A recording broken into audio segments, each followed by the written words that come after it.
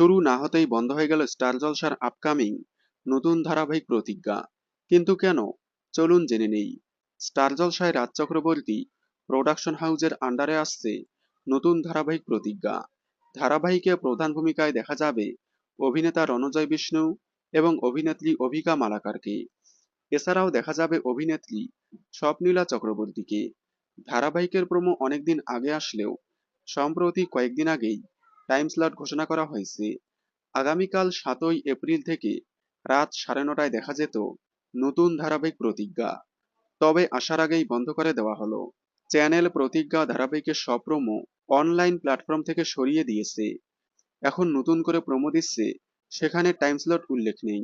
তাহলে কবে কোন সময় আসবে প্রতিজ্ঞা? যেহেতু আগামীকাল থেকে সব ধারাবাহিকের শুটিং বন্ধ, এ কারণেই বন্ধ করে দেওয়া হলো প্রতিজ্ঞা।